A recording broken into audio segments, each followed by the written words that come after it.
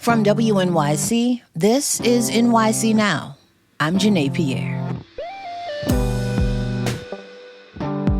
Goodbye, July, and hello, August. On today's episode, it's our bi-weekly check-in with WNYC's Arts and Culture Desk. And this week, we're recommending concerts across New York City, some nightclubs that we miss, and who's got the best banana pudding in the 5 boroughs. I have thoughts. You might have thoughts too. But before that, here are a few local headlines we've got our eyes on.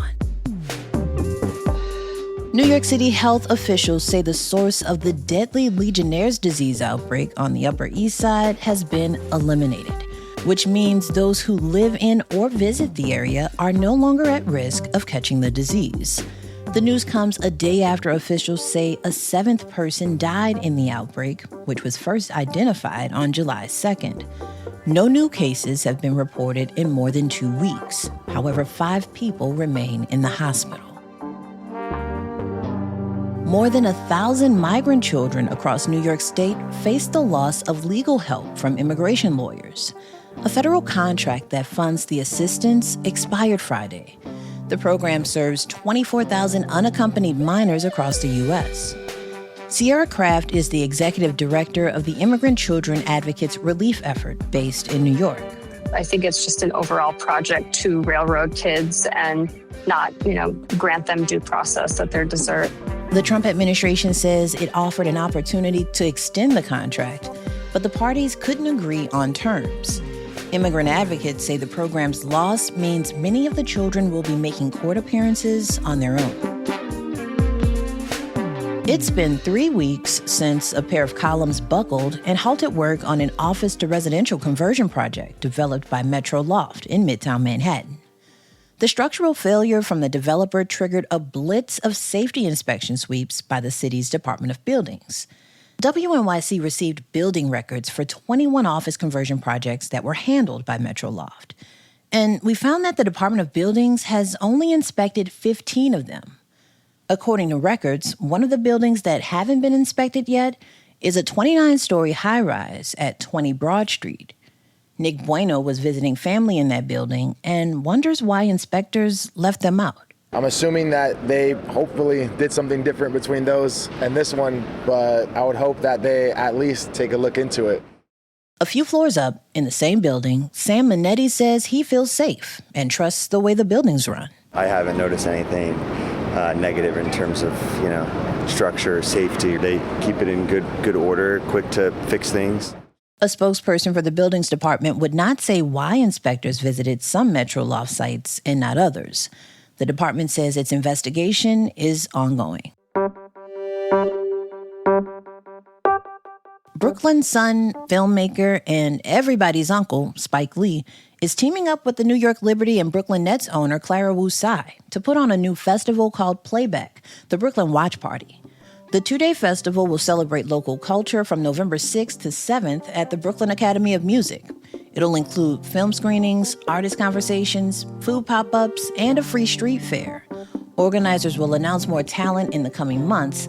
Look out for tickets to go on sale in September.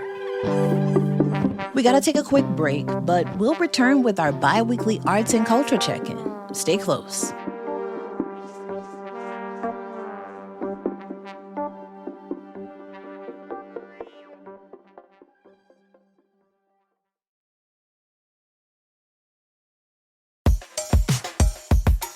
Welcome back. It's time for our bi-weekly check-in with the Arts and Culture Desk here at WNYC and Gothamist. Joining me to go through it all is editor of that desk, Matthew Schnipper. Welcome to the show, Matt. Hey, Janae. What's happening? Oh, man. I asked you first. I'm good. I'm good. What's going on? I feel like I'm wrapping up the summer. People are like, don't rush me a little bit, but I'm a little ready for routine a little bit. Oh, no, I wouldn't say all of that, but one more month of summer. I'm hoping that I'd make the most of it. I haven't been to the beach yet, which sucks. You will. You can make it. Okay. I feel confident you can do it.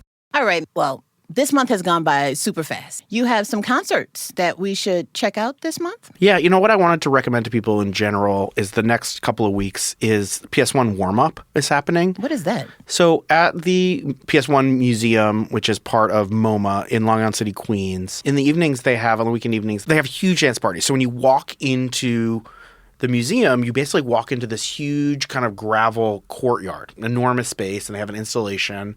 And then you walk up a bunch of steps to get to the museum. And at the top of those steps, they have a live setup for a band or a DJ setup. And then people are just milling about. And there's thousands of people can fit into this space. Mm-hmm. It's a long-running party. They've had different curators over the years. Sometimes it's been a whole outside crew. For a while, it was just one guy. I'm not actually sure who was putting it together right now, but they've got great taste. So there is a guy named Carlos Soufrant who's going to be playing there soon, and he's been described often as like the DJ's DJ. Oh. He's great. He is playing, and then a woman named Kia, who is an R&B singer, and she's definitely a very textural singer, I would say. She's going to be performing out there, and this is like kind of the best way to spend dusk, I would say, is going out to these parties. There's always people who are just hardcore dancers. You can go into the museum when this is happening, and kind of wander around, come back outside, have a drink, either get up in the mix or it's so big that you can still kind of go somewhere else and have a conversation. Yeah. So those are happening through the month, and I think you should go and check those out if you can. I think I should. I need to grab my dancing shoes and get my butt over there. Those are really fun. So I've been thinking about like, okay, I really actually need to get to warm-ups soon. So I'm pretty excited about that. Okay. What else is happening? I just got tickets. This is a little ways away. I think I mentioned earlier that the club St. Vitus is reopening. Mm-hmm. So St. Vitus is a long-running metal club, and it closed down after a lot of complaints from neighbors. It was in Greenpoint, and they've been roving around doing different shows, promoting them at different venues, but they have finally announced that they have a permanent space. Nice. There was a club called Brooklyn Made in kind of East Williamsburg, and they're taking over that space. So they just announced some of their first shows. One of them, I have to say, respect to the 35, 40-year-old metal band Immolation. You're still doing it? Sold out. Oh. So I missed my Immolation tickets. I did get tickets. I am excited to see Wicca Phase Springs Eternal. If there are 2, 3, 4 people out there listening who are Wicca Phase fans, you'll know what I'm talking about. I only know because someone asked me and I said no. Yeah. I still don't know. His name is Wicca Phase No, it Springs. really His is. name's Adam. It's just a guy. But he is going to be playing there at the new space in September. So I just got tickets. He's doing a 10-year anniversary of his album Secret Boy, which is exciting to nerds. I had no idea he was out all this time. Exactly. You're like, he's been out here for 10 years? Who knew? But he's going to be playing. I'm actually really curious. I loved going to St. Vitus. This was a really good – it's a club that knew exactly what it was doing, you know? And knew its crowd. Yes. Yeah. And so I'm kind of curious to see if they can recreate that. So I'm looking forward to when they open up. I believe the first show's in August. They may be early September. But those just got announced. And I was excited that they were already sold out. Okay. So that was cool. Yeah. Speaking of announcements this week, it was announced that comedian John Mulaney is going to have about 9 shows in January. It's funny. It's like this...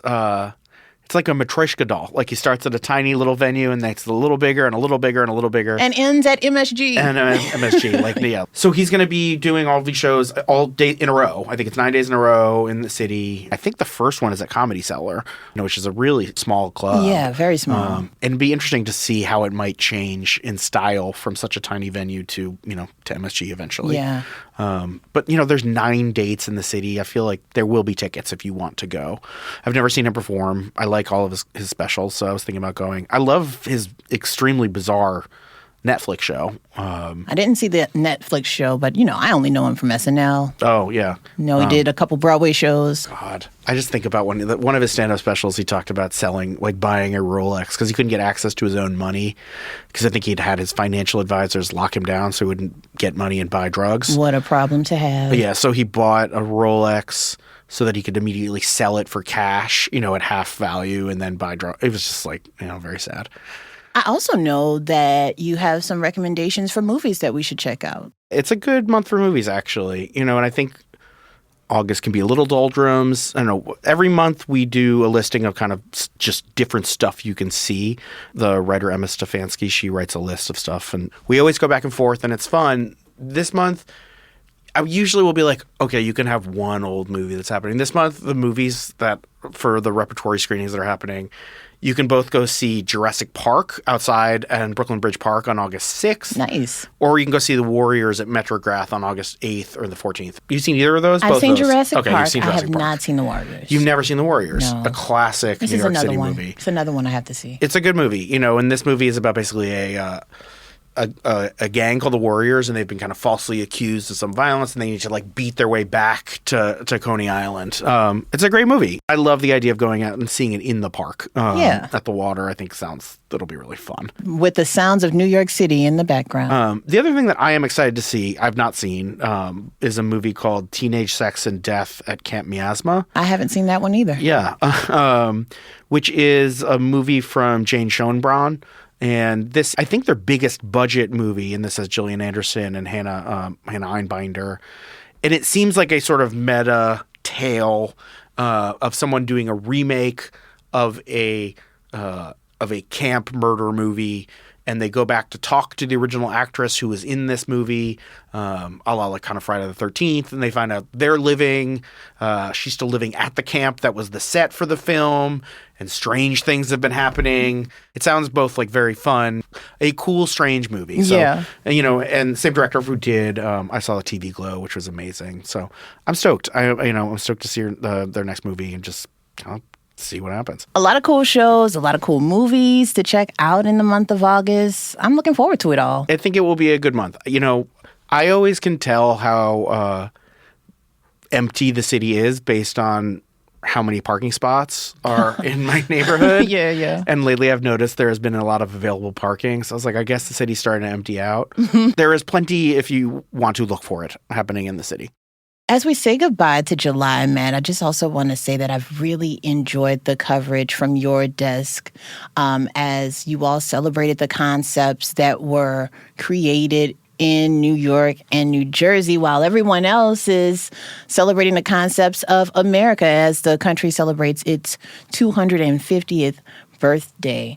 But, one of the stories that your desk did highlighted Manhattan's Webster Hall, which... Yes. I didn't know this, but was the first modern nightclub in the nation. Yeah, it opened, I think, was it 140 years ago, something like that? I didn't know that this was the first nightclub, and it's been operating in the same location this entire time.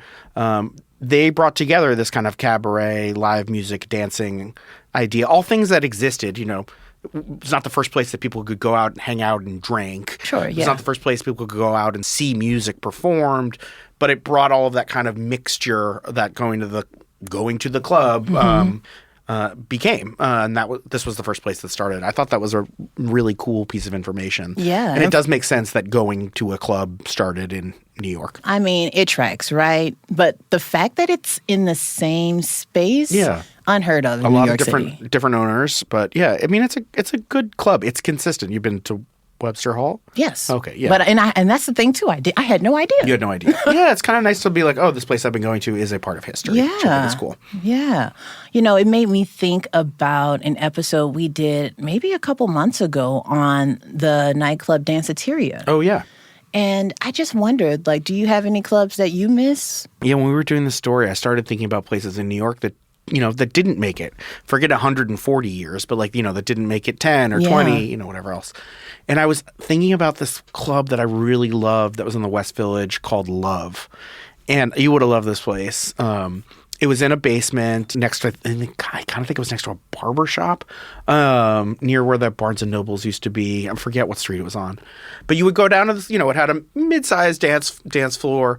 The thing that this club had was this strange kind of fuzzy Fraggle Rock kind of multi-floor room that you could just kind of hang out in a nook. It was so weird. And it was just kind of set there as this here's the little Dayglow carpeted mushroom room. Okay. I do remember going there once. I was doing a story, and so I was going to be traveling after this. I was reporting a story.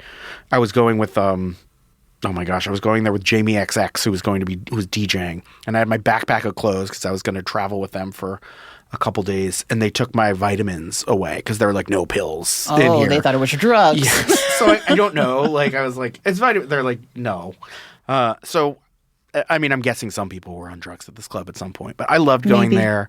One of the clubs that I think was really fun to stay out till all night, and then Grace Papaya was right by there, and you could wake up, or not wake up. You could go out and get yourself something. I remember seeing DJ Harvey there, just staying out all night and just having the best time. I miss that place. I feel like I would still be there quite a lot if it existed now. Sounds like a good time. Yeah. It sounds like I probably would have got an invite there, too. You would have really liked Love. Yeah. I love Love.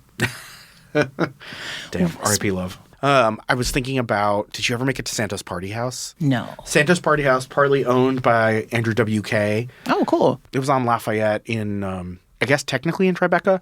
Was it Tribeca back then? Yeah. And this wasn't, that. A great club that had so much strange and amazing programming. And I saw A$AP Rocky's first show ever there, which was really fun. But they used to have DJs. It seemed like it was really going to be a part of the fabric of the city. It was. I was there all the time. You think about places like Webster Hall. It's cool. It still exists. Obviously I never went to Danceteria. Yeah. And then you go, oh, well, I went to the places that are the modern versions of those places, Like I did participate in some version of history, Love is the kind of place I feel like that is almost just so eternal and legendary. Their booking was always so great, amazing house music all the time. That place isn't coming back in the city, Love just seemed like this was a unique thing. Listen, I wonder, sometimes you go out and you may have a drink or five and you need something to eat afterwards, right? Yes. And I just want to segue to food a bit because Robert Sietsema, a guy who gets paid to eat and write about it, great job. He put together a list of some of the best newer places to eat in Greenpoint. And you guys put that out. I got to be honest, I don't spend a lot of time in Greenpoint unless I'm thrifting, a lot of good sidewalk thrifting out there. But go through this list for us. Yeah, I mean, I loved this list. He really tried to focus on newer places to eat in Greenpoint. Acknowledging, hey, here historically it is a Polish neighborhood. Right. Acknowledging a couple of the great Polish spots to go to. But he said, obviously gentrification has happened in this neighborhood for the last 20, 30, 40 years. It's changed immensely, but it continues to. So he just wanted to see what's looking like these days. So it's a nice piece. Go check this out on Gothamist. But he talked about a place called Cafe Ote, which specialized. I had to ask him, which called something called hamburgs. Yes. He was like, this is a traditional Japanese idea of a hamburger. I was like, is this a thing? When I saw it, I was like, typo. Well, that's what I thought. I was like, is this a thing? He's like, it is a thing. And he talked about this sort of being a hamburger you get on a plate with a bunch of stuff kind of all around it. He said like soldiers at salute, which I thought was a nice way of thinking about eating it. He talked about a place called Border Town. Obviously, a Tex-Mex place. He just said is an excellent Tex-Mex place. But it said it did have hints of Polish food in it. Whoa, fusion. Yeah, I think, which is interesting. But I also like that concept of like Border Town as a kind of neighborhood way of looking at it. And it's like what kind of borders for, pockets within the neighborhood exist. Yeah. So I liked that idea that, they were acknowledging a bit of who they were and coming in maybe to a place that was one kind of neighborhood and is changing. Right. And then he also said that there is just a great Szechuan place. He said there are a couple of good Szechuan places in Williamsburg nearby, but he said a place called Four Seasons Joyful. It's a real just kind of neighborhood Chinese place, but he said has excellent Szechuan food and urged people to check out. It's a little far for takeout for me from where I live. I've never lived in Greenpoint. I always liked going to the neighborhood close to the water. Yeah. But I worked there for a year. I enjoyed that very much. So I never got to enjoy this place myself. But it's not so far on a G-Train ride from where I'm at. So I thought I might go take a walk around the neighborhood soon. When the G is running. It's running pretty regularly right now. Well, I guess it depends. Do you disagree? Are you you're I'm not a G-er. I'm not a G-er, okay. But I have waited longer than one should for that train. I can take the G or the C in the mornings, depending. Yeah. And, I was complaining to my wife I made the wrong choice with the C. This is a mistake. Yeah, well, again, you can check out the list of restaurants on our news site, Gothamist. Robert Sietsema will never steer you wrong. And, when you do make it out to eat, it's always good to finish off that meal with a little dessert. Yes. Reporting a story right now. One of my reporters pitched me on searching for the best banana pudding in New York. Mm-hmm. And I was like, is that in your beat, really? And then it's like, that sounds kind of fun. Let's go do it. Banana pudding is culture. Yeah. Oh, okay. She came back with 6 banana puddings, and we sat there with 3 of my colleagues and just set up in the kitchen, the cafe, and doled out a lot of banana pudding.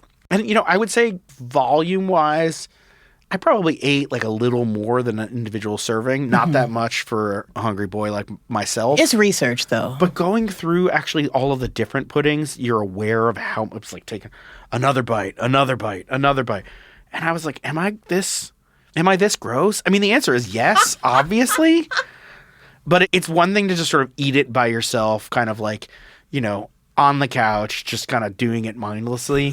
When you're really being a conscious eater, which I am not, it's way sadder.